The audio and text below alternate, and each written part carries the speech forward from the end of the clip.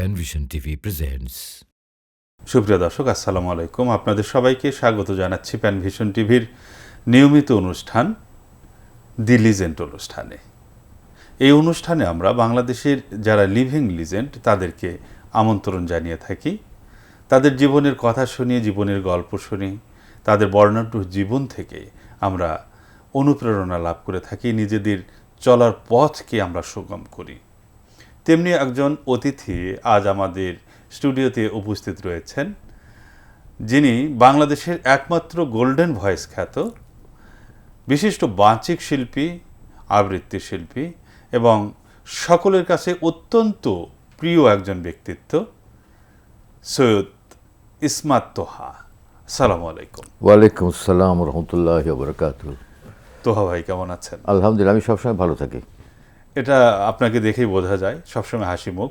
কখনো আপনাকে বেজার কেউ দেখেছে কি? আমার তো মনে হয় না। না, বেজার ব্যাপার হচ্ছে কি, আমার যেটা ধারণা সেটা হচ্ছে যে আমি যদি অসুস্থও থাকি, আল্লাহ আমাকে যদি অসুস্থ রেখে সন্তুষ্ট থাকেন, আমি তাতেই সন্তুষ্ট। আমি এই জন্যে আমি সবসময় বলি যে আমি সুস্থ থাকি, সুস্থ আছি এবং সবসময় ভালো থাকি।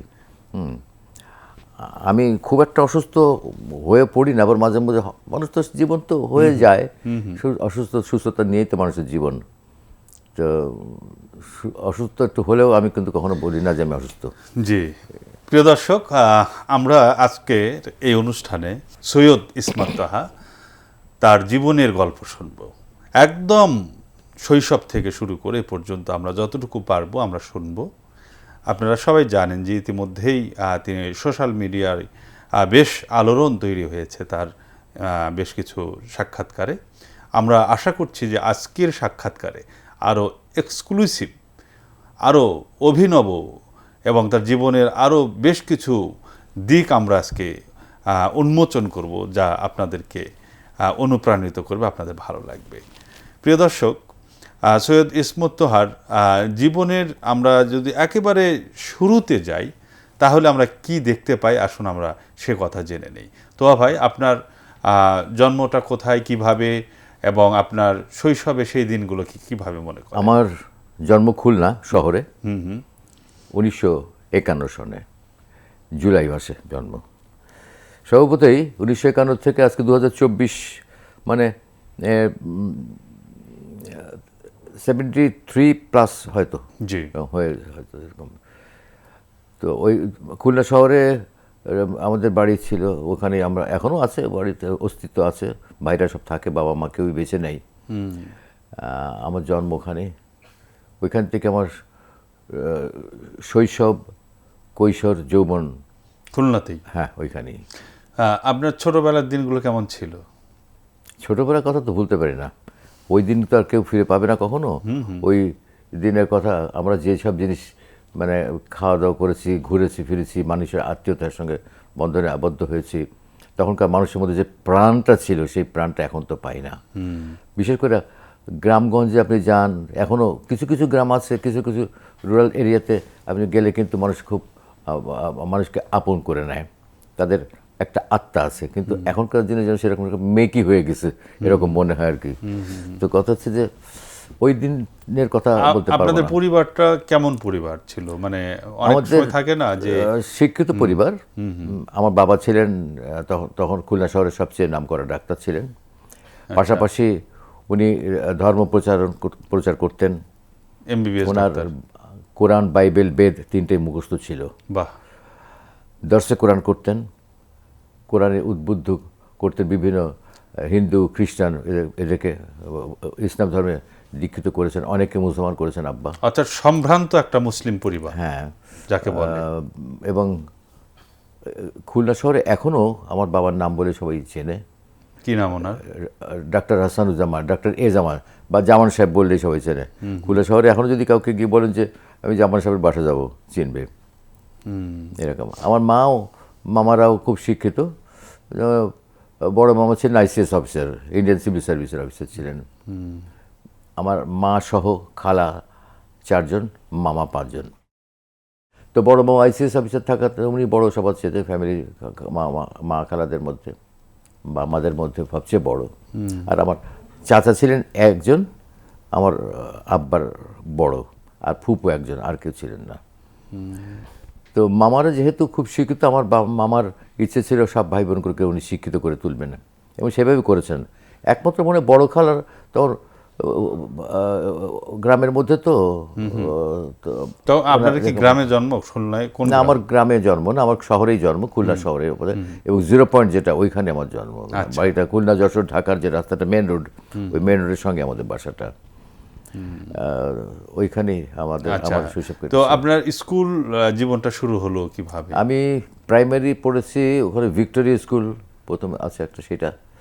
এরপরে খুলনা জেলা স্কুলে, সরকারি স্কুল।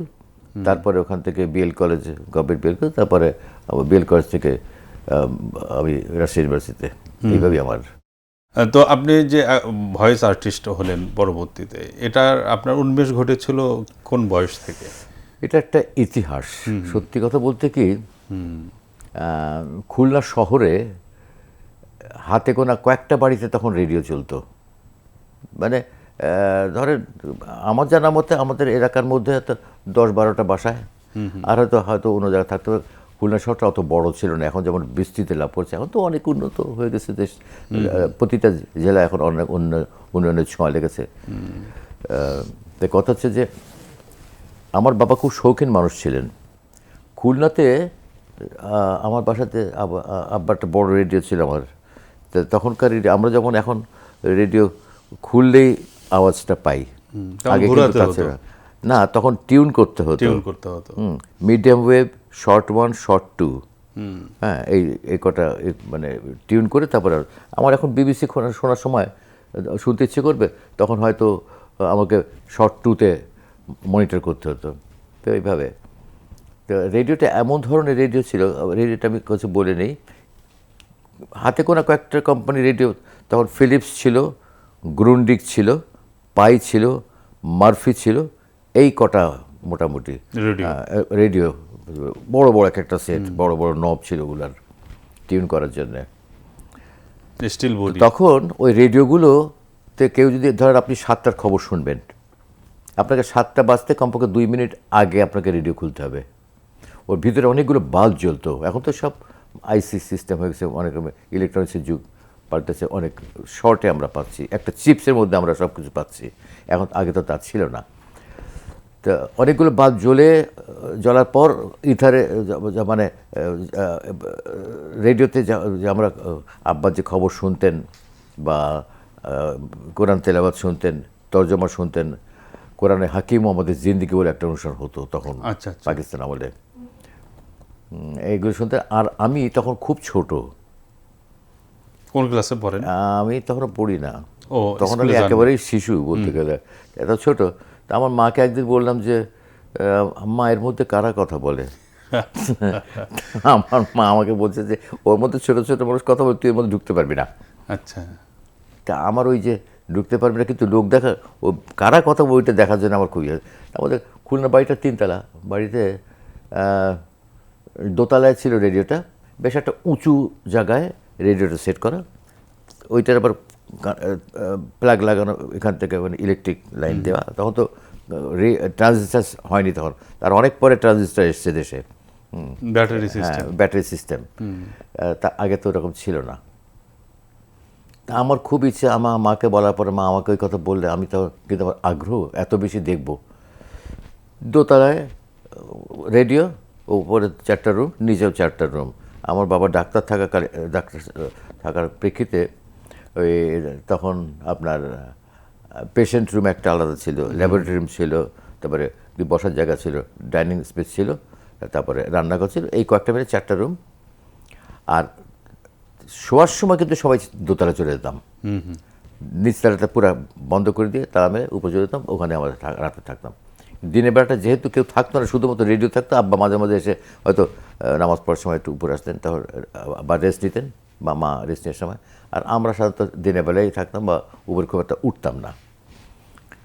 তো ওই মানুষটা দেখার জন্য আমি সবার অলক্ষ্যে রেডিওর পিছনে একটা হার্ডবোর্ড লাগানো থাকে, হ্যাঁ, ওই হার্ডবোর্ডটা ট্রেনে খুলতে গিয়ে কারেন্ট লাগানো, আমি তো খেয়াল করতে পারি না, ওই অবস্থা রেডিও নিয়ে পড়ে গেছি আমি এখান থেকে। দোতলা থেকে একটা জিনিস পড়ে গেলে অটোমেটিক্যালি আওয়াজ হয় খুব বেশি, মানুষের টের পায়। তো ওই পড়ে যাওয়াতে আমার নিচের থেকে আব্বা আম্মা সবাই ছুটে চলেছে, কী হলো উপরে কী হলো, আমি জানি রেডিওটা আমার বুকের পরে পড়ে রয়েছে, ভিতরে দুটো লাইট হয়তো ভেঙে গেছে, খুবই কম দাম তখন, এখন তো আমি দামের কথা পরে বলছি। তো আব্বা আমাকে বলে যে তুই এখানে কী করছিস, মানে আমি মানুষ খুঁজছি, ছোটো ছোটো মানুষটাকে, এই মানুষটাকে দেখবো। কে বললো তোকে মানুষ আছে?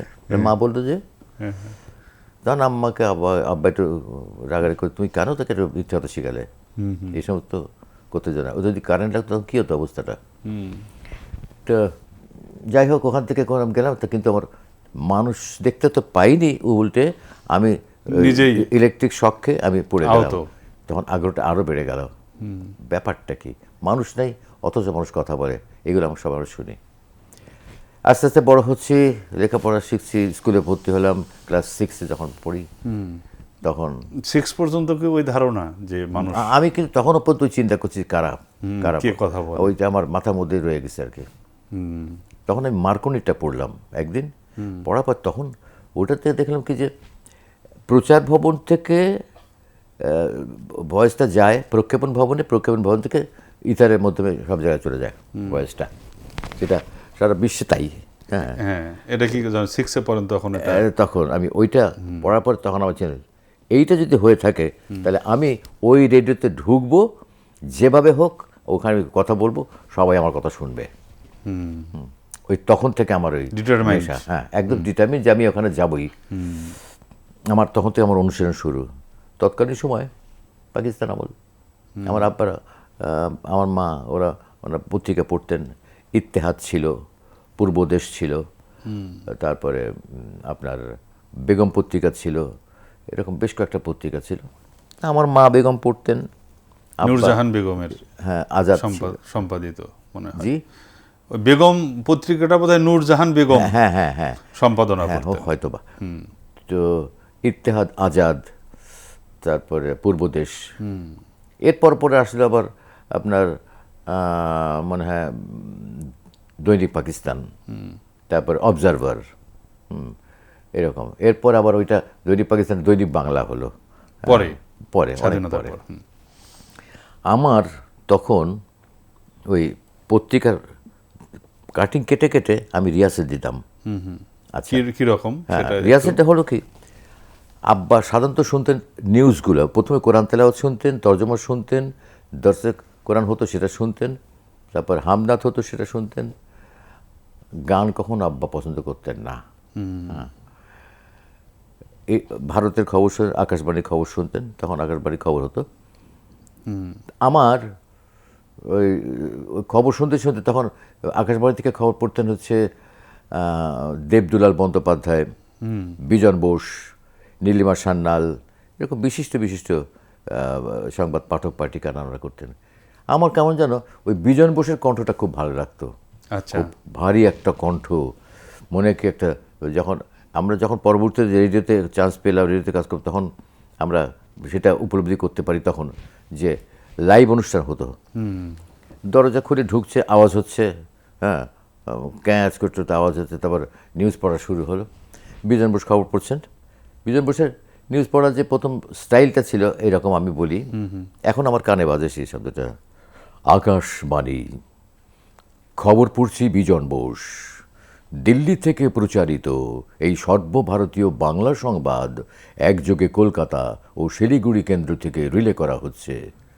আজকের বিশেষ বিশেষ খবর হলো শ্রী নেহেরু বলেছেন, ঠিক এইভাবে শুরু হতো আর কি।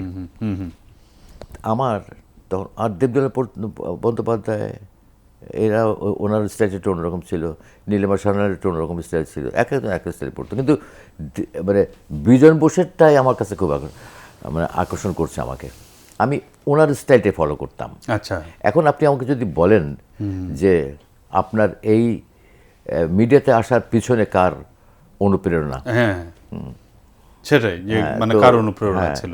প্রত্যেকটা মানুষের, আপনি একজন শিল্পীকে যদি বলেন তো আপনি গানটা কার কাছে শিখেছেন, একটা মানুষ তো শিল্পীর একটা আরেকজনের কাছ থেকে গান শেখে, কোনো ওস্তাদের কাছে গুরুমুখী বিদ্যা গুরু আর কি। একজন থাকে, তার কাছে গান শেখে, বা নাচের যদি কেউ থাকে তো নাচ শেখে, ওখান থেকে আবৃত্তি যদি কেউ থাকে আবৃত্তি শেখে। আমিও যেমন নিউজ পড়াটাকে খুব পছন্দ করতাম, উপস্থাপনা পছন্দ করতাম, আমারও নিশ্চয়ই একজন গুরু থাকার কথা। আপনারা বিশ্বাস করবেন না, আমার কিন্তু কোনো গুরু ছিল না। আচ্ছা, হ্যাঁ, একদম মিথ্যে কথা না। গুরু বলতে বিজন বোস আমার গুরু, মানে যাকে কখনো দেখেননি, যাকে আমি যার কখনো শুধু দেখিনি। ভয়েস যার কণ্ঠ শুনে আমি হ্যাঁ, তাকে কণ্ঠ শুনে। শুধু শ্রদ্ধা করতাম না, তাকে অনুকরণ করতাম আচ্ছা, এবং সেই প্রভাবটা কি এখনো আছে আপনার মধ্যে? এখনো।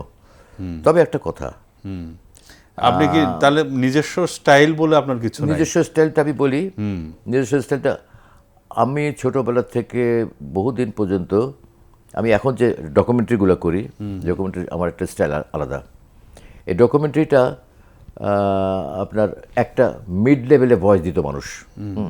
মানে নিউজও না, আবার ঠিক বর্ণনার মতো না, একটা মিড লেভেল ভয়েস দিত। কিন্তু আমি যখন ডকুমেন্টারি শুরু করলাম, এই স্ক্রিপ্টটা কিন্তু এক একটা স্ক্রিপ্টের এক এক রকম স্টাইল। আমি ওই স্টাইলটা ফলো, ওটা আমি নিজের ব্রেন থেকে নিয়ে আসতাম, এখন তাই করি। কোনো হয়তো ঐতিহাসিক স্ক্রিপ্ট হলে সেভাবে পড়ার নিয়ম, যেমন থ্রিল যদি থাকে তো সেভাবে পড়ার নিয়ম। একটু কি এবং বলতে পারবেন? প্রত্যেকটা স্ক্রিপ্টকে আমি ড্রামাটাইজ করে ফেলি। এবং আমি বাংলাদেশের প্রথম প্রতিটা স্ক্রিপ্টকে আমি ড্রামাটাইজ করে পড়া শুরু করছি, এবং এইটাই এখন সবার কাছে খুব বেশি আকর্ষণীয় হয়ে গেছে। যে কারণে সত্যি কথা বলতে কি, বাংলাদেশে সর্বোচ্চ ডকুমেন্টারি আমি করি, 95 to 98%। রাইট, সেটা আমরা জানি। তো তোহা ভাই, এই কথাগুলো তো আমরা শুনবো আপনার আস্তে আস্তে। তা আপনি রেডিওতে প্রথম আপনার কাজ কি ছিল, কিভাবে আপনি সেখানে ঢুকলেন? রেডিওতে আসা বলছি, তারপরে ওই যে ওই 69-এর দিকে, তখন খুলনা রেডিও আঞ্চলিক অনুষ্ঠান শুরু হবে। তখন কোন ক্লাসে পড়েন আপনি? তখন ইন্টারমিডিয়েট। ইন্টার। আর ওই যে আপনি ক্লাস 6-এ যে আপনি ওই এরপর থেকে যে আপনার পত্রিকার কাটিং দেখে দেখে যে রিহার্সেল শুরু করলেন, এই রিহার্সেল অব্যাহত থাকলো ইন্টার পর্যন্ত? হ্যাঁ, একেবারে ঠিক যতদিন পর্যন্ত রেডিও স্টেশন চালু না হয়েছে, আমি অদ্ভুত আমার চর্চা চালিয়ে গেছে দীর্ঘদিন। এটা কি আপনি ওই লক্ষ্য নিয়েই আপনি চর্চা করছিলেন যে একসময় এখানে রেডিও হবে, তারপরে আমি সেখানে ঢুকবো? রাইট, এইটাই। তো ওইটা বাস্তব রূপ পেল 71-এর পরে। আপনার আমি তখন ইন্টারমিডিয়েট পাস করে গেছি। হঠাৎ একদিন, মানে খুলনা রেডিও প্রথম যে অনুষ্ঠানগুলো হতো, কিন্তু খুলনা রেডিও নিজস্ব কোনো অনুষ্ঠান হতো না তখন। ওই আঞ্চলিক অনুষ্ঠান হতো না, তখন রিলে করতো সব অনুষ্ঠান। শুধু ওপেনিংটা দিত, ওপেনিং দেওয়ার পরে তারপরে ঢাকার সাথে লিংক করে দিত। একটু পরে আমাদের অনুষ্ঠান ঢাকা থেকে রিলে করে শোনানো হচ্ছে, ওইভাবে চলতো। তারপর আবার ক্লোজিংয়ের সময় শুধু বলতে, আমাদের আজকের প্রথম অধিবেশন শেষ হলো, হ্যাঁ বলে এইভাবে আমাদের শেষ করতো, খোদা হাফেজ বলে। যাই হোক, আমার ওই চর্চাটা ওনারা যখন 69 থেকে শুরু করে, তারপরে আস্তে আস্তে ওই চলে প্রায় 1-2 বছর ওইরকম। এরই মধ্যে খুলনা রেডিও থেকে হঠাৎ করে একদিন ঘোষণা করলো, যেরকম খুলনা বেতারের আঞ্চলিক অনুষ্ঠান প্রচার খুব শীঘ্রই শুরু হবে, সেই প্রেক্ষিতে কিছু অ্যানাউন্সার নেওয়া হবে, অনুষ্ঠান ঘোষিকা নেওয়া হবে। আমি আমার চর্চা, এই অপেক্ষায় আমি আছেন? এই দিনের অপেক্ষায় ছিলাম। আমি, আমার কোনো চাচা মামা ছিল না, কোনো আত্মীয় স্বজন ছিল না। আমি নিজের প্রতি এত কনফিডেন্ট ছিলাম যে আমি যদি পরীক্ষা দিই, আমি নিশ্চয়ই পাস করব। জি। যথারীতি অডিশনের জন্য দরখাস্ত করলাম। চাচা মামা ছিল না নাকি তাদেরকে আপনি কাজে লাগাননি? লাগাইনি তো, তখনও ছিল না না। আপনার নিজের উপর যে আমার নিজের প্রতি আত্মনির্ভরশীল, এত বেশি কনফিডেন্স ছিল যে আমি কোনোদিন ওইটা চিন্তা করিনি, এখনও না। আমি কোনো সময় কারোর সঙ্গে, আমি নিজে একটা প্রচার বিমুখ মানুষ বরাবরই, সেটা জানি আমরা। হ্যাঁ, আমি কখনো সিনে আসিনি, আসতাম না, ভালো লাগে না কেন জানো। হয়তো আমার চেহারা খুব বেশি খারাপ ছিল, আমাকে না, অনেক সুন্দর চেহারা আপনার। এখন তো, আগে তো দাড়ি ছিল না, দাড়িতে তো আরো চমৎকার আপনাকে দেখতে। যাক, আলহামদুলিল্লাহ। দাড়িটা একটা খুব সম্মানের জিনিস, এবং আমি এই দাড়িটা রাখার প্রেক্ষিতে একটা জিনিস আমি উপলব্ধি করতে পেরেছি, সেটা হচ্ছে কি যে প্রচুর সম্মান করে মানুষ। আপনি কোথাও যান, এই মুরব্বী আসছে ওখান থেকে, একটা বাসে উঠতে গেলে মুরব্বীটা বসে দিত, এই যে সম্মানটা করে, এই যদি আগে জানতাম তাহলে আরো আগের থেকে হয়তো দাঁড়িয়ে রাখতাম। হ্যাঁ, সেই না, তারপরেও ভালো যেখানে ছিলাম আমরা। তো ওই যে রেডিওতে কিভাবে আপনি? হ্যাঁ, তো ওই অডিশন দিয়ে চিঠি দিলাম, আঞ্চলিক প্রোগ্রাম, হ্যাঁ আঞ্চলিক অনুষ্ঠান, আঞ্চলিক প্রোগ্রাম চালু হবে বলে অডিশন জন্য একটা চিঠি জমা দিলাম। যথারীতি আমাদেরকে ডাকা হলো। পরপর 3 দিন আর 4 দিন অডিশন হলো, প্রায় 280 জনের মতো মনে হয় অডিশন দিয়েছে ছেলে মেয়ে মিলে। থার্ড ডেতে আমার অডিশন। তাও কর্তৃপক্ষ আমাকে বললেন যে এরকম আপনি স্টুডিওতে যাবেন, অনের বাতি জ্বলবে, আপনাকে স্ক্রিপ্ট দেওয়া হচ্ছে, আপনি এখান থেকে এটুখানি পড়বেন, কোনো শব্দ করবেন না, জাস্ট আপনার পরিচয় দেবেন, আগে আপনার নাম বলবেন, ঠিকানা দেবেন, তারপরে হাত ইশারা করার সঙ্গে সঙ্গে আপনি পড়া শুরু করবেন। ব্যাস। তো আমাকে বলা প্রেক্ষিতে ওরা অনেক যখন বাড়তে গেছে, আমি আসসালামু আলাইকুম, বাংলাদেশ বেতার খুলনা, এইভাবে শুরু করলাম। আমাদের প্রথম অধিবেশন শুরু হচ্ছে। অনুষ্ঠান প্রচারিত হচ্ছে মিডিয়াম ওয়েভ 223.88 মিটারে 1340 কিলো হার্জে। আজকের অনুষ্ঠান উপস্থাপনায় আমি সৈয়দ ইসমাত তোহা, আর আমার সঙ্গে যদি কেউ থাকে তখন ছিল হয়তো বা আমি একাই ছিলাম। এইভাবে আমি অনুষ্ঠান শুরু করলাম। তবে সবচেয়ে ভাগ্যটা আমার এমন যে থার্ড ডেতে পরীক্ষা দেওয়ার সময় আমি যখন অডিশন দিচ্ছি, আমি স্ক্রিপ্ট যতটুকু আমাকে পড়তে বলা হয়েছে আমি অর্ধেক পর্যন্ত যাইতে পারি নাই। তার আগে আমাকে ওখান থেকে রিজনাল ডিরেক্টর সাহেব, তারপরে পিএনও সাহেব ছিল, প্রেজেন্টেশন অর্গানাইজার, উনি, তারপরে অ্যাসিস্ট্যান্ট ডিরেক্টর, উনি আমাকে ডাকলেন। তা আমি ডাকার সময় আমি একটু ভয় পেয়ে ঘাবড়ে গেলাম যে বোধহয় হয়নি, উল্টুল হলো কি না। তা আমাকে ডাকার সময় আমি আপনি আমাদেরকে তাকাটা আমি কোনো ভুল টুল করেছি? না না না, ভুল করেননি, আপনি এত সুন্দর পড়লেন কি করে? আচ্ছা, এত আমাদের গত 2 দিন ধরে অডিশন হয়েছে, তো এত ভালো পারফেক্ট ডেলিভারিটা আজ পর্যন্ত কাউকে আমার পাইনি, আপনি কিন্তু পাস। হ্যাঁ, ওনারা মুখ দিয়ে বললেন, কিন্তু আমি পাস মুখ দিয়ে বললে তখন তো সাটিসফ্যাকশন, হাতে কাগজপত্র পাওয়া দরকার, তো এটা নাহলে কী করে বুঝবো?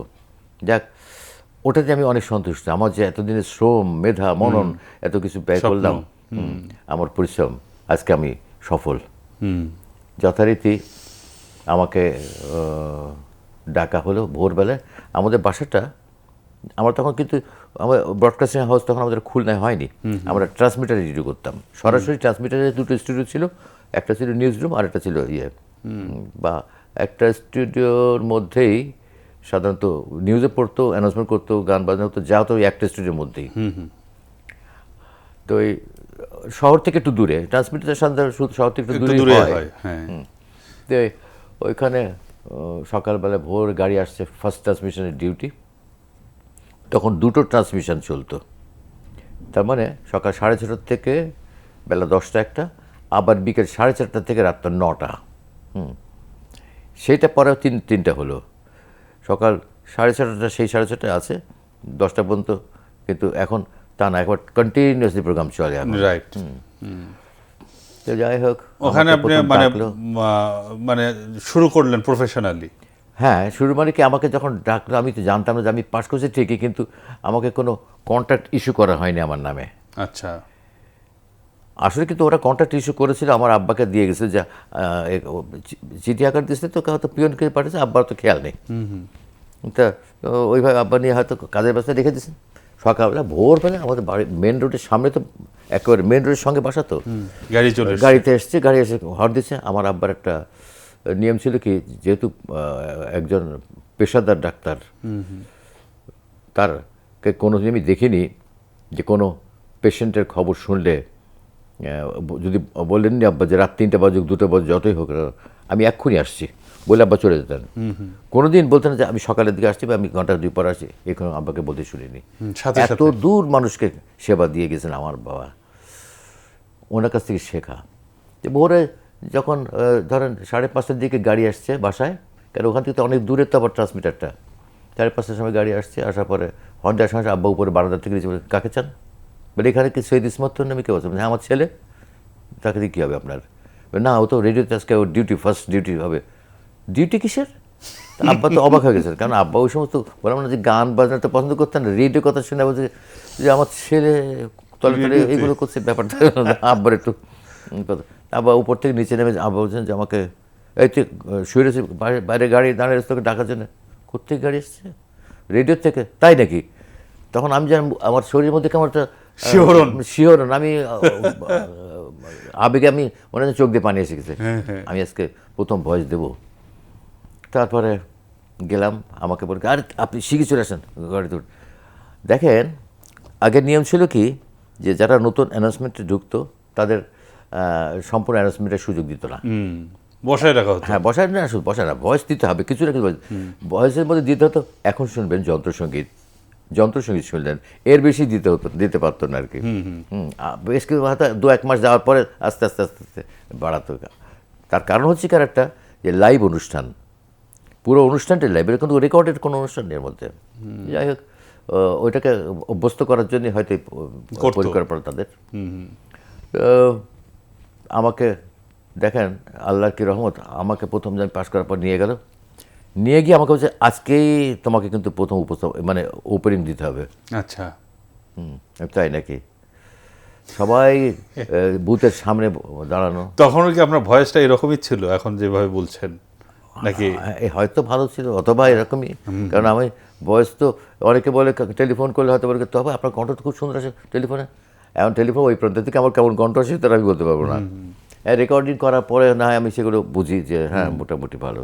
তো এটাকে অনুষ্ঠানের দরকার হয়, অনেক অনুষ্ঠানে করতে হয়েছে আমাকে, যেমন অনেক অনুষ্ঠানের পরে আমার এই রেজাল্ট। যাই হোক, ওই আমার প্রথম রেডিওতে ঢুকেই আমি উপস্থাপনা শুরু করেছি। তো এটার পিছনে আমার মার অবদান ছিল। আমার মা বলতেন চর্চা চালিয়ে যাও।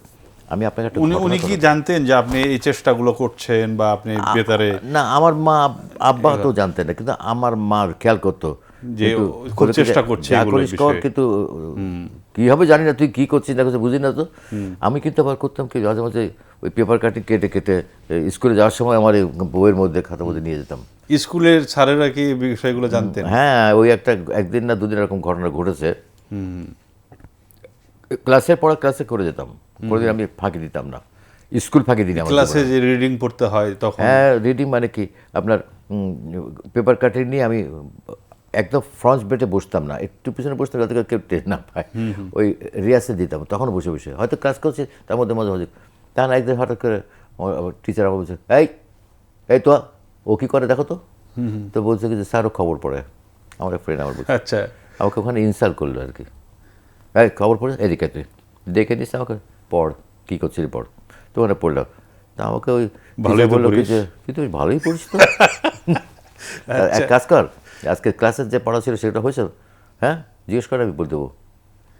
যাক, জিজ্ঞেস করলো, উত্তরও দিলাম ঠিক মতো। তা বললেন কে যে চর্চা করছো ভালো, চালিয়ে যাও, বাসায় বসে করবা, আর এখানে যখন ছুটি থাকবে, টিফিন আর থাকবে তখন করো। ক্লাসের মধ্যে না? ক্লাসের মধ্যে করো, অসুবিধা নেই, কিন্তু ক্লাস চলাকালীন সময় করার দরকার নেই, এতে কনসেন্ট্রেশন নষ্ট হয়, তোমার পড়াশোনার অসুবিধা হবে। আমাকে অনেক ভালো সাজেশন দিয়েছেন। টিচাররাও চাইতো যে না কিছু ওর যেটা মোটোটা যেন ইয়ে হয় আর কি।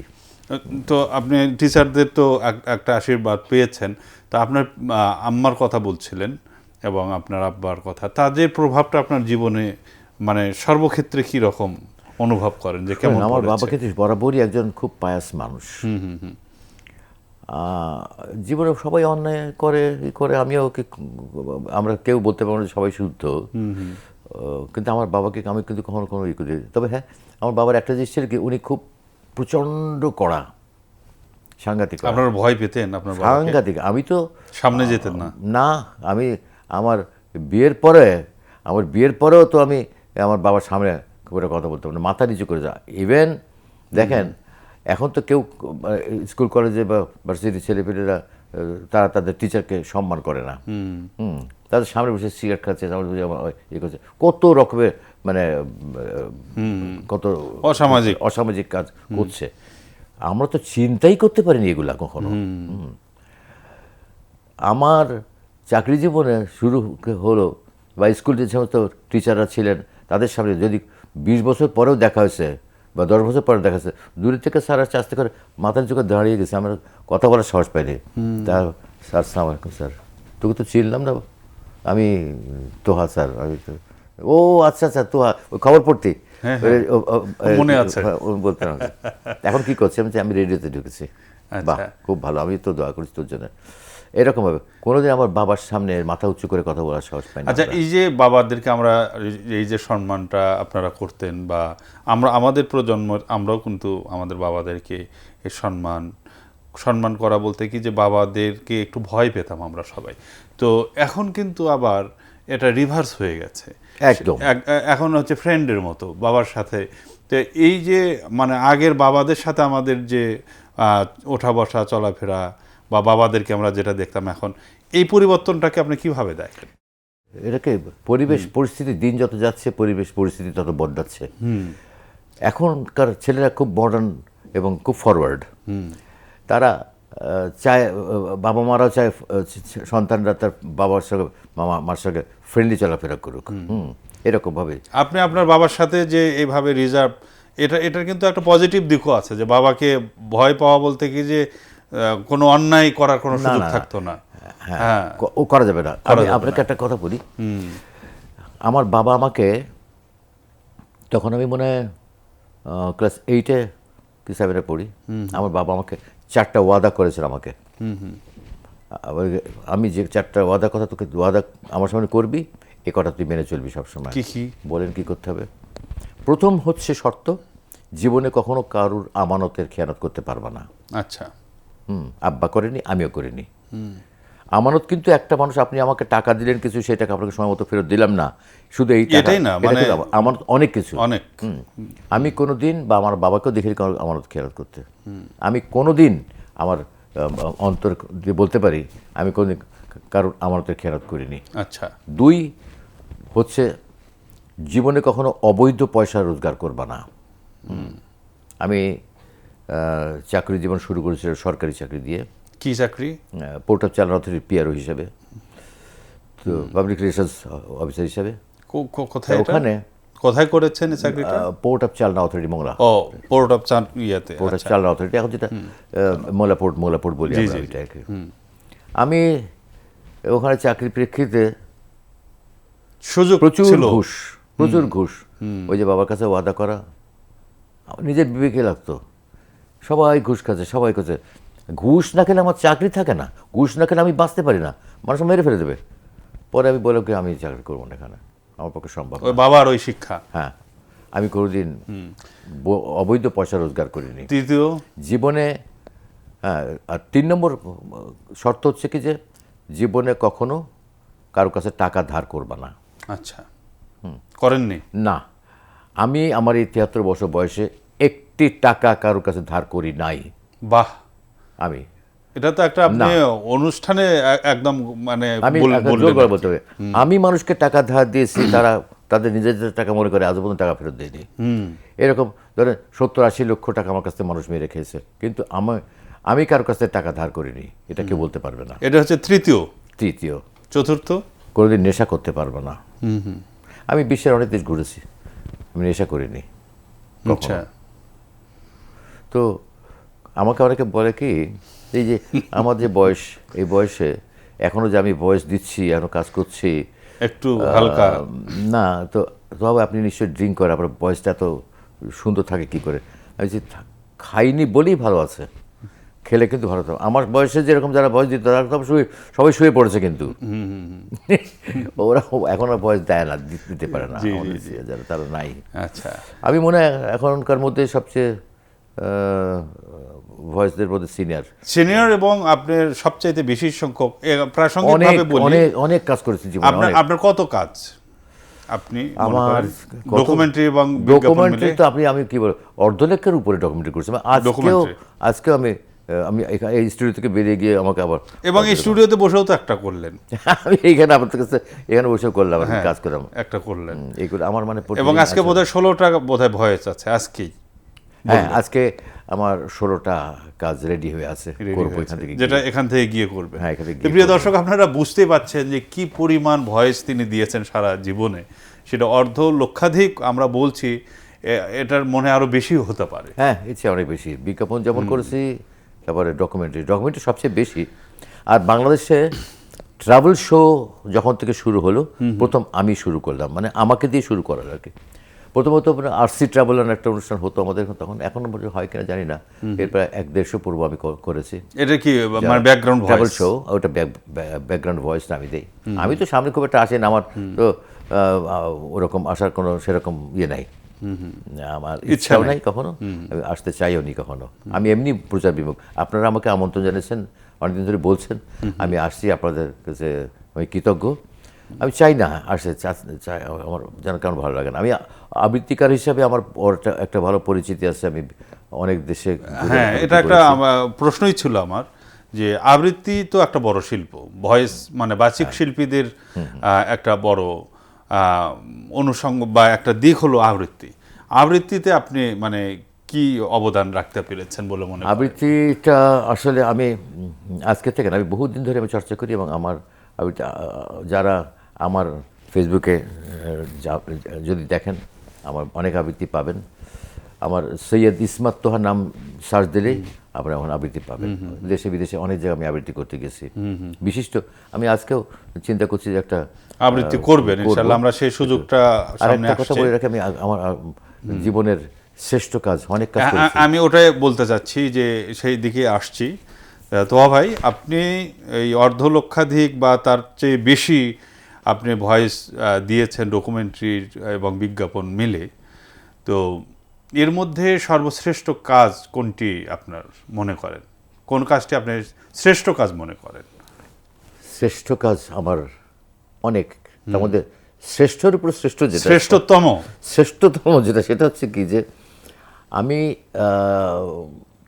85-এ যখন আমি ঢাকায় চলে আসলাম, আসার পরে আমি ঢাকা রেডিওর সবচেয়ে পপুলার রেডিও ম্যাগাজিন উত্তরণের উপস্থাপনা মুখ্য উপস্থাপক হিসাবে কাজ করেছি দীর্ঘদিন ঢাকা রেডিওতে।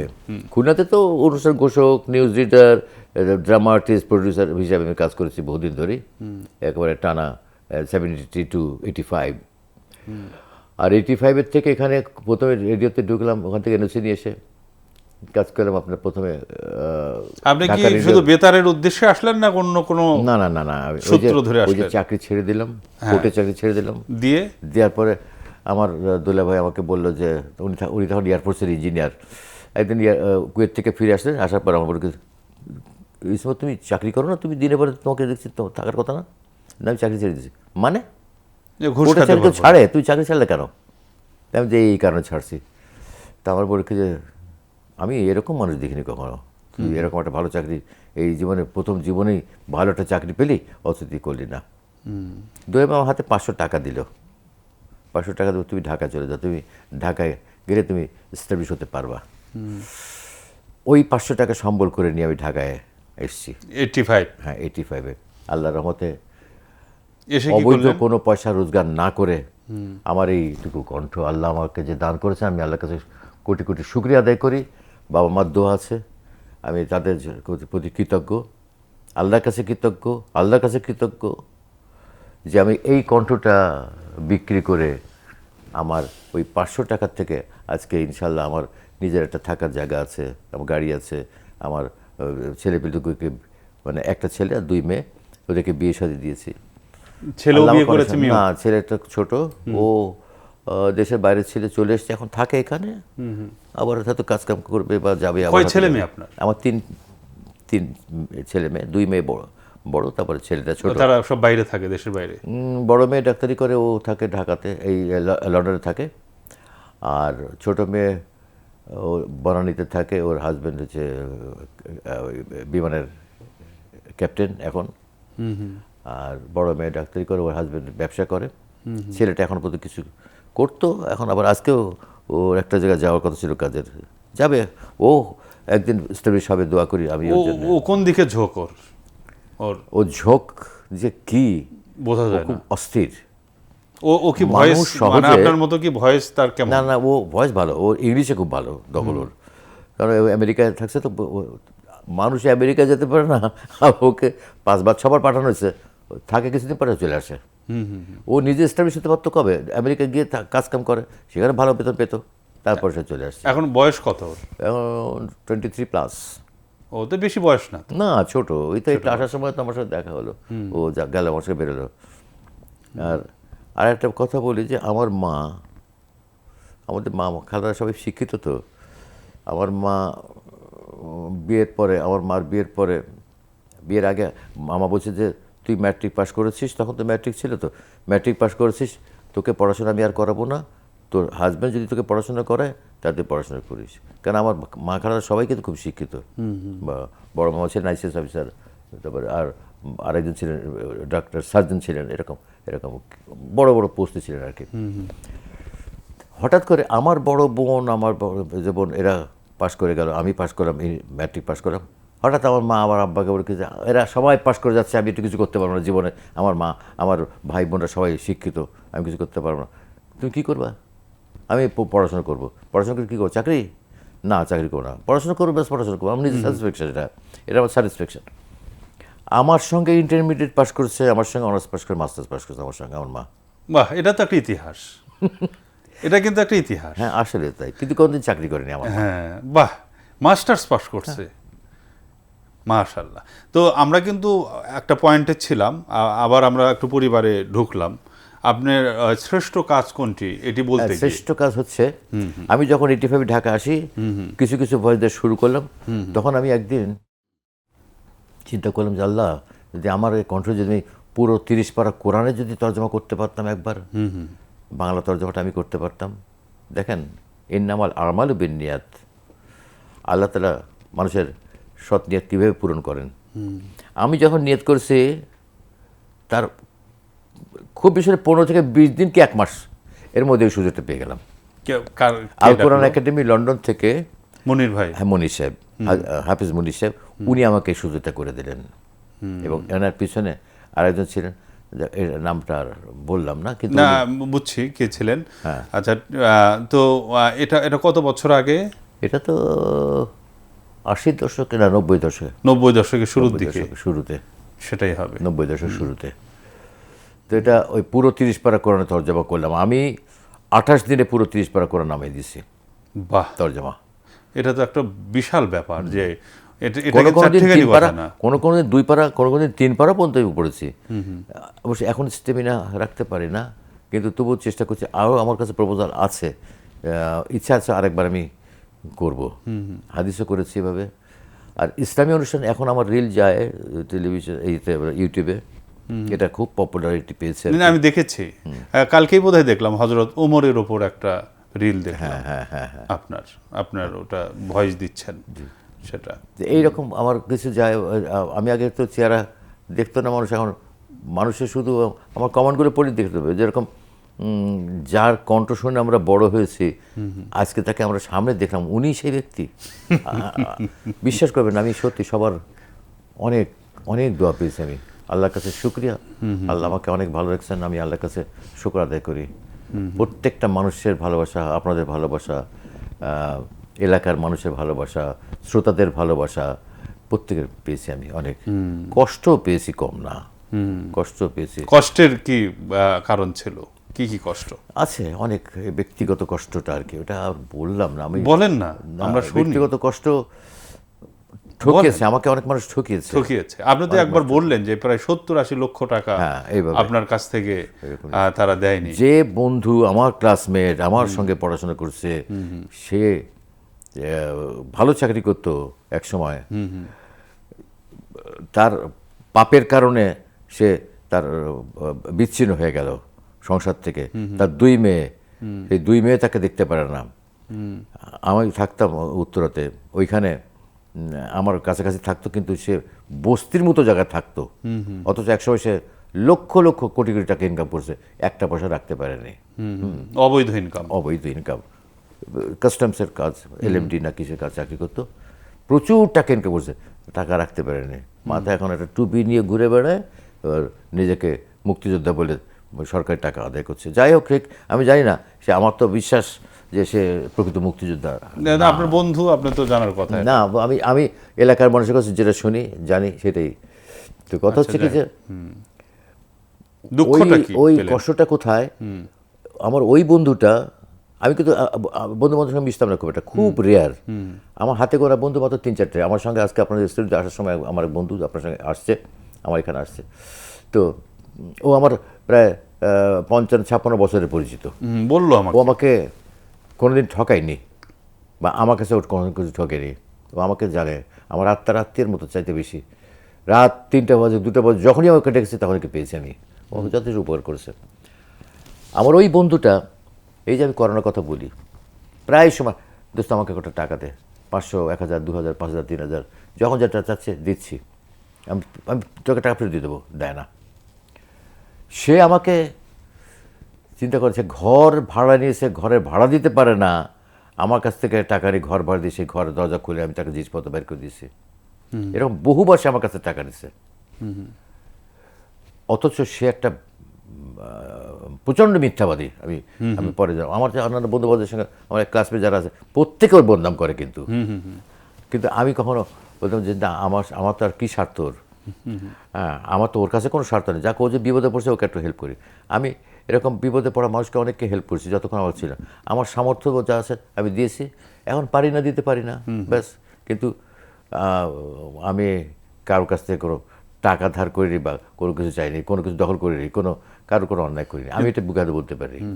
আমি কারো কোনো, তো আপনার দুঃখটা কোন জায়গায় সেটা বললেন না, যে ওই বন্ধু আপনাকে ঠকালো। ও ঠকেছে, ও আমার বিরুদ্ধে আরেকজনের সঙ্গে মিলে আমার বিরুদ্ধে মামলা করেছে এবং আপনাকে মানে হেনস্থা করেছে, এবং আপনার মতো একজন সজ্জন ব্যক্তিকে কিছু দিনের জন্য হলেও একটু মানে আমাকে এটা রীতিমতো আমার একে অপমান করা বলে। আমরা জানি সেটি মানসিকভাবে আমি এত ভেঙে পড়েছিলাম। উপরওয়ালার ইচ্ছায় আমার কিছু হবে না, আমি জানি, কারণ আমি সৎ, আমি কোনো কারো অন্যায় করিনি, আল্লাহ তো সবই দেখছেন, আমি জানি। আপনি একজন ভয়েস আর্টিস্ট, এটা হচ্ছে সবচেয়ে বড় পরিচয় আপনার। এগুলো ব্যক্তিগত দুঃখ দুর্দশা ইত্যাদি এগুলো থাকবেই। ভয়েস সংক্রান্ত বিষয়ে আপনি কি কখনো কোনো বিড়ম্বনার শিকার হয়েছেন বা কোনো কষ্ট আছে আপনার? আপনার কন্টেস্ট সব জায়গায় থাকে, কন্টেস্ট থাকবেই। এখন আমরা যখন ভয়েস দিতাম প্রথম তখন তো হাতে গোনা কয়েকটা মানুষ দিত, আর এখন তো প্রচুর ভইফোড় অনেক ভয়েস আর্টিস্ট হয়েছে। তারা একটা স্টুডিও খুলে হয়তো একজন বসে আছে, স্টুডিওর মালিক নিজেই ভয়েস দেয়। হ্যাঁ, এরকম বহু আছে কিন্তু। আচ্ছা তারাই, হ্যাঁ, অথবা হয়তো বলে যে এটা তহবাই ছাড়া হবে না, অনেক কিছু করে বলে দিল যে তহবাই তো দেশে থাকে না, অথবা তহবাই অসুস্থ। আমি দেশের বাইরে গেলে আমি সবাইকে বলেই যাই যে আমি যাচ্ছি, তাও আসতে পারবো না। আমি দেশের বাইরে গেলে আমার প্যানেল যায় আমার সাথে, আমি ওইখানে গিয়ে ভয়েস দিয়ে, আমি ওইখানে বসে আমি চাকরি করি এখনো পর্যন্ত, এবং আমার অফিস চাকরি করেন? আমি আছি বাংলা ভিশনে, এখনো আছি, চাকরি করি ওখানে। জি, বাংলা ভিশন আমাকে খুব সম্মান করে। আমি বাংলা ভিশনের প্রত্যেকটা মানুষকে খুব শ্রদ্ধা করি, সম্মান করি, যারা ওরা চাকরি করেন। আমাদের ওই চ্যানেলের প্রত্যেকটা মানুষ খুব ভালো, স্যালারির দিক দিয়েও কোনো অসুবিধা নেই, একেবারে সময় মতো সবাই স্যালারি পাচ্ছে আল্লাহর রহমতে। খুব ভালো একটা পরিবেশ, ভালো বাংলা ভিশনের পরিবেশ ভালো, প্রত্যেকটা মানুষ ভালো ওখানকার, জি, আন্তরিক, সবাই একজনের পাশে থাকে। জি। তো ভাই, আপনার এই যে ভয়েস আর্টিস্ট হিসেবে আপনার দুঃখগুলো মানে বললেন, মানে ভয়েস আর্টিস্ট হিসেবে আপনার দুঃখ কি সেটা বলছি। ভয়েস আর্টিস্ট হিসেবে আমার কোনো দুঃখ নেই। আমাকে শোনেন, রিজিক দিল তো আল্লাহর হাতে। আমি চেষ্টা করলে রিজিক বাড়াইতে পারবো না আর কামাইতে পারবো না, সেটা তো আল্লাহ যেটা নির্ধারণ করে রেখেছেন আমার জন্য, ওর বাইরে আমি যাইতে পারবো না। এখন আমি একজনকে ট্রেনিং দিয়ে শিখালাম, একটা আমার মতো, অনেকে বলে তবে আপনার মতো আপনি কাউকে শেখান না কেন। এখন কেউ যদি শেখে, হ্যাঁ, অনেকে শিখছে, অনেকে কাজ করছে, শিখে 2 দিন 5 দিন শিখে সে এখন ওস্তাদ হচ্ছে, আমার চেয়ে পেমেন্ট বেশি না, যা সে তার ব্যাপার। আচ্ছা, তোহা ভাই একটা বিষয় বলে অনেকে, যে তোহা ভাই ভয়েস দেওয়ার ক্ষেত্রে কোনো বাজ বিচার করে না। যেমন খুব উঁচু মানের ভয়েস, মানে যেগুলো ভয়েস ওভার, সেগুলো আপনি দেন, অনেক হাই কোয়ালিটির বিজ্ঞাপন বা আপনার হচ্ছে ডকুমেন্টারিতে আপনি যেমন কণ্ঠ দিচ্ছেন, আবার একেবারে মানে স্ট্রিট, মানে রাস্তায় মাইকিংয়ের ভয়েসও আপনি দিচ্ছেন। তো এই যে মানুষ যেটা বলে যে আপনার ব্যাপারে, যে তিনি কোনো বাজ বিচার করেন না, সব জায়গায় ভয়েস দেন, সব জায়গায় অ্যাভেলেবল, তাহলে স্পেশালিটি কি থাকলো? তাহলে এই বিষয়টাকে আপনি কি করে দেখেন? আসলে বলি, ভয়েস, আমার বিচারে যেটা বলে যে ভয়েস আর্টিস্টের কিন্তু কোনো রাজনীতি নাই, হওয়া উচিত না, ওই বাস বিচার হওয়া উচিত না। আমি গলা বিক্রি করে খাই, এখন আমাকে পয়সা দিচ্ছি, আমি ভয়েস দিচ্ছি, এটা রেগুলার ছিল। আগে অনেক ধরনের ভয়েস দিয়েছি, এখন আমি ওগুলো ছোটোখাটো ভয়েসগুলো আমি দেই না। ডকুমেন্টারি আপনি বিশেষ সর্বোচ্চ প্রধানমন্ত্রীর কার্যালয়ে যে সমস্ত কাজগুলো আমি করি, army, navy, police, RAB, BGB, air force, প্রত্যেকটা ডকুমেন্টারি, কর্পোরেট কোম্পানি বলেন, ব্যাংক, বিমা বলেন, ব্যক্তি মালিকানাধীন কোম্পানি, ইন্ডাস্ট্রি, ওদের ডকুমেন্টারিগুলো আমি করছি। জি, তো ধোয়া ভাই আপনার তো এই বিষয়গুলো একটু আপনার আর একটা দিক একটু শুনি, আপনি লেখাপড়ায় কেমন ছিলেন? আমি কোনো জীবনে ফেল করিনি, এর কথা। মানে অত বেশি ভালো রেজাল্টও করেননি আবার ফেলও করেন? না, খুব ভালো রেজাল্ট করিনি। আবার আমি বলি, মাত্র 2টা মার্কের জন্য আমি তখন পাকিস্তান আমলে, এটা আমি 1969-এ এসএসসি পাস করেছি, 2 মার্কের জন্য ফার্স্ট ডিভিশন যায়নি। আচ্ছা, এন্টারের রেজাল্ট কি ছিল? হ্যাঁ, আমার ওই রকমই, সব সবই সব সেকেন্ড সেকেন্ড ক্লাস ছিল সবগুলোতে, এবং তখন সেকেন্ড ক্লাস মানে কিন্তু অনেক বড় ব্যাপার। এখন এগুলো আপনার জিপিএ গোল্ডেন টোল্ডেন এগুলো কিছু আপনি একটা জিপিএ তখন প্রত্যেক ঘরে ঘরে কয়েকটা করে পাবেন। আপনি ওদেরকে একটা প্রশ্ন করে দেখেন তো। না, পারে না তো। একটা পুরা বই আমাদের সিলেবাস, আমাদের সময় পুরা বইটাই একটা সিলেবাস, যে কোনো জায়গাতে প্রশ্নের উত্তর দিতে হতো। আর এখন তো পরিষ্কার, ধরেন 16টা প্রশ্নের মধ্যে, হ্যাঁ, 18টা প্রশ্নের মধ্যে 16টা আসবে, অত 16টা প্রশ্নের মধ্যে 10টা আসবে, পরিষ্কার বলে দেয় এই প্রশ্ন করা হবে, এর মধ্যে আসবে। আমাদের তো পুরো বইটাই তো আমাদের পুরোটাই, হ্যাঁ, ওই মানে পুরো টেক্সট পড়তে হতো। জিপিএ 5 স্টার মার্ক পেয়ে কোনো লাভ নেই তো। এইরকম লেখাপড়া শেখার তো কোনো মানে হয় না। এগুলো শিক্ষা ব্যবস্থা নিয়ে অনেকে অনেক সমালোচনা করছেন আজকাল, এবং সেটা খুবই প্রাসঙ্গিক এবং যুক্তিসঙ্গত সমালোচনা। তো ধোয়া ভাই, আপনার এই যে ভয়েস আর্টিস্ট হিসেবে, তো আপনার এটা আপনার পেশা এবং নেশা। আগে নেশা ছিল, এখন পেশা। হ্যাঁ, পেশা এবং নেশা। আমার মনে হয় বাংলাদেশে প্রথম এটাকে আমি পেশা হিসেবে নিয়েছি, আমি প্রথম একদম পেশা হিসেবে নিয়েছি। ধরেন এমনও মানুষ আমাদের সিনিয়র যারা ছিলেন, বলি তাদেরকে, তাদের স্টুডিও ছিল, চাকরি ছিল, আবার ভয়েসও দিতেন শখের বসে। হ্যাঁ, শখের বসে। কিন্তু একবার সরাসরি ভয়েস আর্টিস্ট হিসেবেই শুধু ভয়েস দিয়ে একটা স্টাবলিশ হওয়া, এই পেশা কিন্তু আমি প্রথম আসি। এখন হয়তো অনেকে আছে তা করে, হ্যাঁ, সেটা করে। তো আপনি এর বাইরে আপনার হবি কি? মানে আপনার লাইফের কি আপনি পছন্দ করেন, হবি কি? কেউ ট্রাভেলিং পছন্দ করে, কেউ বই পড়া, কেউ স্পোর্টস। তা আপনার কোনটা ভালো লাগে? না, আমার কিন্তু ট্রাভেলিং করা খুব শখ ছিল আগে, এখনও আছে। এখন বয়স হয়ে গেছে, আমি তো আগে তো বছরে একবার হলেও আমি একটু দেশের বাড়ি যেতাম, এখন আর তা নেই। তবে আরেকটা খুব বাজে নেশা ছিল আমার, কিন্তু সেটা তো বলতে চাই না। আমি খুব শিকার করে বেড়াতাম এক সময়। আচ্ছা, বন্দুক নিয়ে? আমার আব্বার বন্ধু ছিল তখন। আচ্ছা, আমারও নিজের ছিল, আমি সব বিক্রি করি এখন, সব তো। আচ্ছা আচ্ছা আচ্ছা, এটা করেছি একসময় অনেক। সুন্দরবন বাড়ির ধারে, খুলনা বাড়ি যেহেতু, সুন্দরবন, বহুবার সুন্দরবনে গেছি আমি, আমার বন্ধু বান্ধব নিয়ে, আত্মীয়স্বজন নিয়ে, আমার বাবার সঙ্গে। তো এরকম শিকারে তো যাওয়ার ছিল বহুদিন ধরেই। আচ্ছা আচ্ছা, জীবনের কোনো খালি হাতে আসেনি, এটা ঠিকই। মাশাআল্লাহ মাশাআল্লাহ, তাহলে ভালো হাত ছিল আমার ছেলেটারও এরকম, ওরও হাত খুব ভালো, মাশাআল্লাহ। ও শিকারে যায়? ও এখন তো যায় না। ওই যে আপনার আব্বার সাথে যে আপনার একটা এক ধরনের মানে কি বলবো, যে আগের বাবাদের সাথে যে সন্তানদের যে একটা দূরত্ব একরকম ছিল, আপনার সন্তানের সাথে আপনার না, মোটেও না, বন্ধুর মতো, একদম ফ্রেন্ড। একদম ফ্রেন্ডের মতো। হ্যাঁ, এটি একটা খুব ভালো। আর একটা কি, আমি আমার সন্তানদের খুব ভালোবাসি। তো বিশেষ করে আমার ছেলেটা, সব বাবাই তার সন্তানদেরকে ভালোবাসে। আমার ছেলেটা,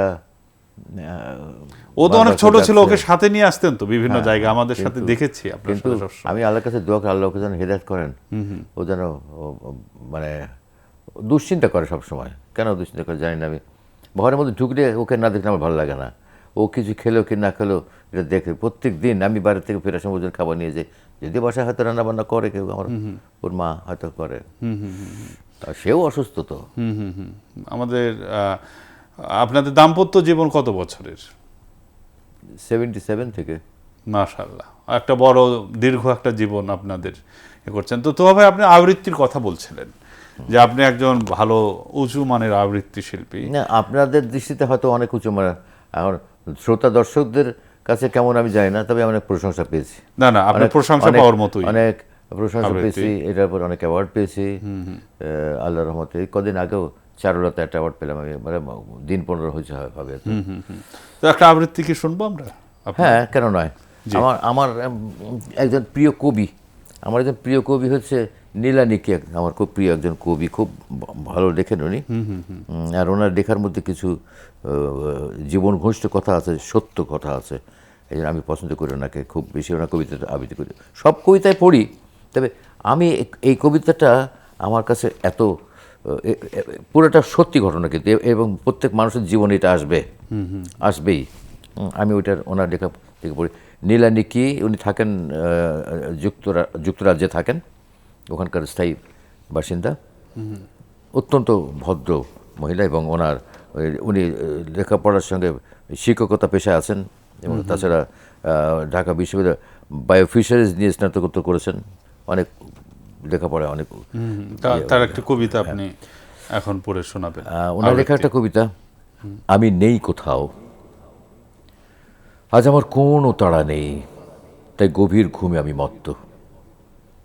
তোমরা কেমন চিন্তিত আমাকে নিয়ে, ইস, আমার আমার শরীরটা কি যে হিম হয়ে আছে।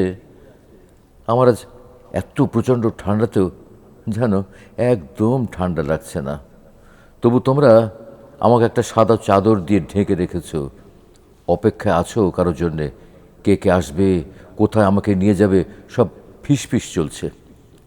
আমি আজ জাগবো না, আজই আমার সাথে তোমাদের শেষ দেখা, আর দেখবে না কেউ আমাকে। আমিও তোমাদের আর কোনো দিন দেখবো না।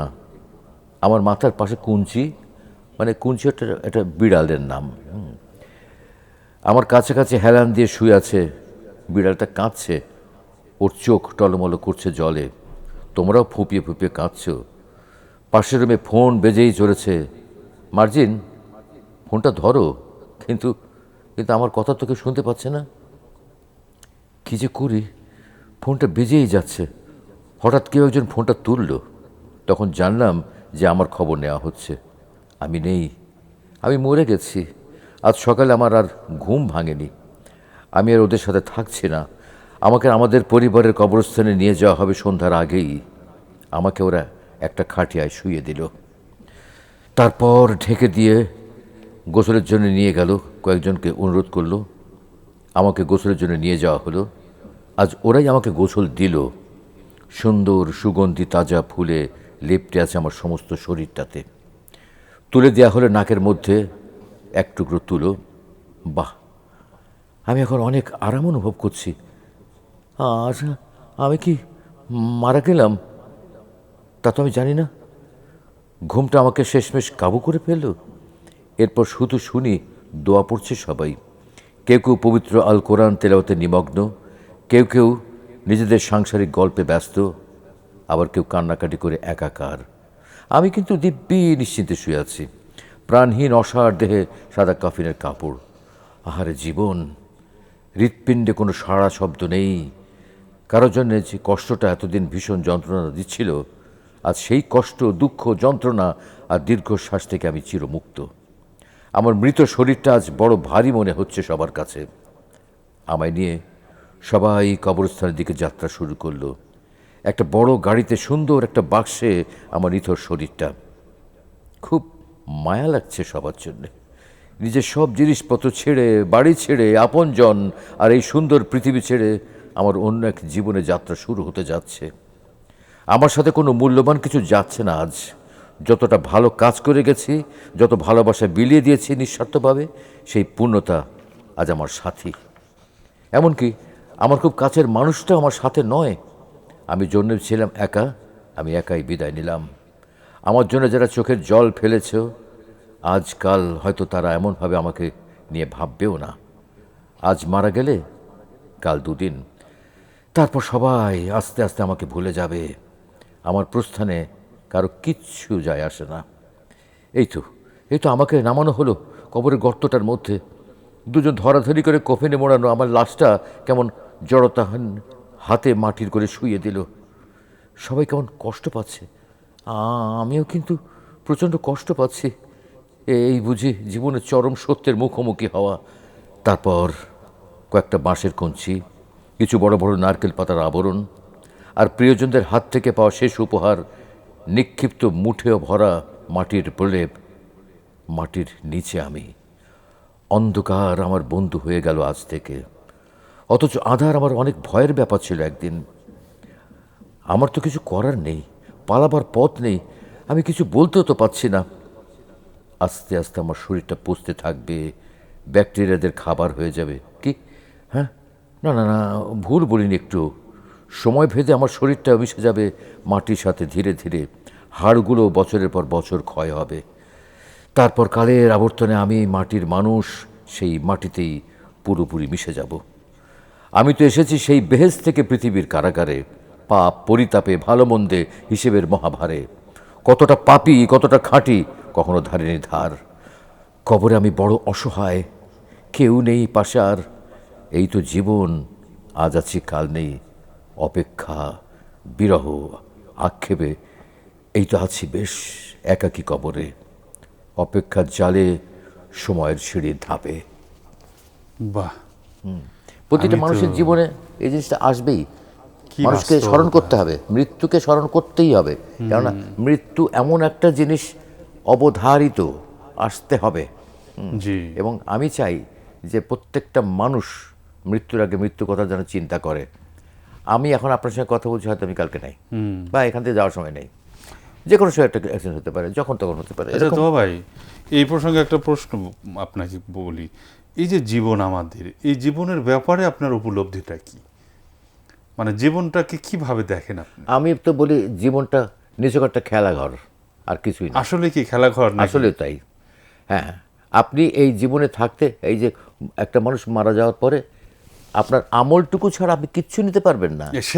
সেটা তো খেলাঘর হলে তো আমল করতে পারবেন না। এটাকে যারা খেলাঘর মনে করে তারা তো আসলে আমল করতে পারে না, তারা তো এই দুনিয়ার মধ্যে মত্ত হয়ে থাকে।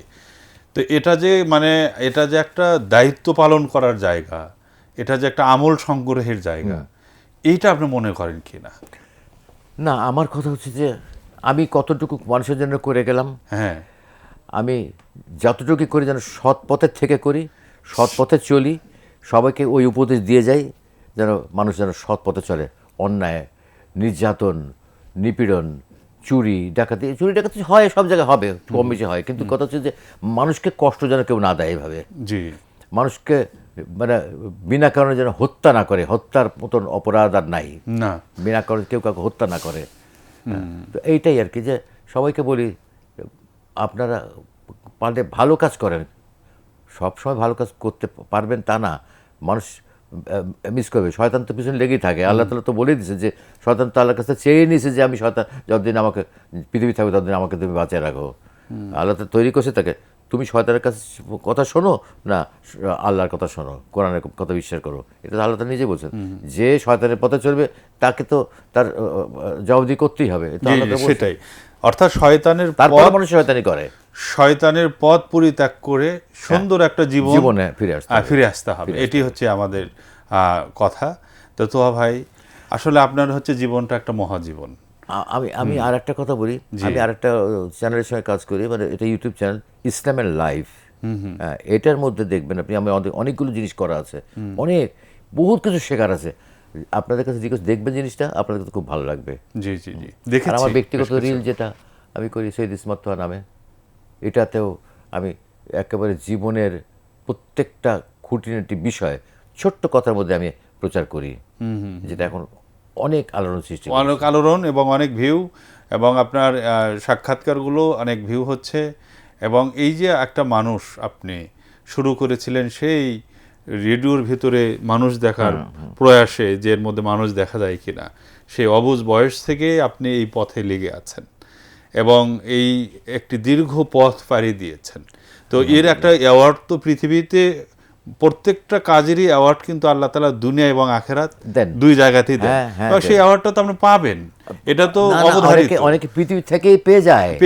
এবং পৃথিবী কারো কারো থেকে পেয়ে পেয়ে শেষ হয়ে যায়, হ্যাঁ। আর কেউ হচ্ছে কি যে এখানেও পায় ওখানেও পায়।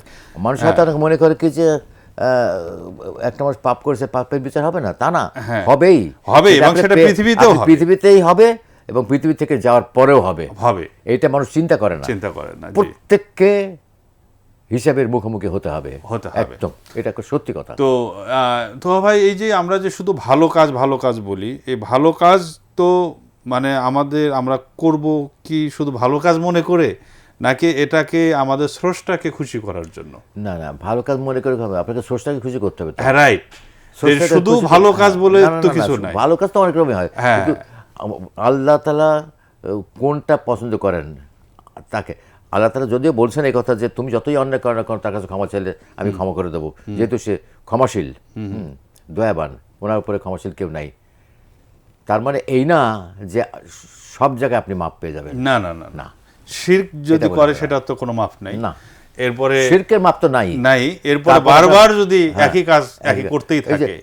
ইভেন আপনি টাকা ধার করলেন বা আপনি একটা জিনিস নিলেন, আপনি আমার তো খেয়াল করেন এর কৈফিয়ত কিন্তু আপনাকে দিতে হবে। না না, এটা তো আল্লাহ মাফ করবেন মাফ করে না। না। মাফ করবে না। এটা হচ্ছে হক্কুল ইবাদ, অর্থাৎ বান্দার সাথে বান্দার যে ঋণ, এটা কিন্তু আল্লাহ মাফ বিনা করবেন না। কারণে একজনকে অপরাধী করে যে কারো জেল খাটাচ্ছে অনেকে, বিনা কারণে একজন নামে মানে কেস দিয়ে তাকে ভোগান্তি দিচ্ছে বিনা কারণে, এগুলো এর কোনো- শাস্তি তো হবেই। হবে হবে। এবং সেই সাফার আপনিও করেছেন, সে বিচার আপনি হয়তো পৃথিবীতেই দেখে যাবেন, এবং আপনার যে ভালো কাজ এর অ্যাওয়ার্ড পৃথিবীতেও পাবেন, আখেরাতেও পাবেন, আমরা সেই দোয়া করি। দোয়া করবেন আপনি তো আমার জন্য। আপনি কি হজ করেছেন? না, আমি হজ করিনি, ওমরা করার কথাবার্তা চলছে। আমি ঠিক যখন যে মুহূর্তে যাব চিন্তা করি, ওই সময় আমি হার্ট অ্যাটাক করলো আমার আর কি, তখন আমাকে আমি ওপেন হার্ট করা আছে কি আপনার? ওপেন হার্ট, আমি রিং পরেছি 2টা, এখন আমার রিং পরানো আছে, তখন খুবই অসুস্থ। তো আপনি কদিন হজটা আগে আমার করে মেয়েও ফেলেন। বলছিল, আমি যাবো ইনশাল্লাহ, যাবো, আমার নিয়ত আছে, ইনশাল্লাহ, আমি করবো। সেটি।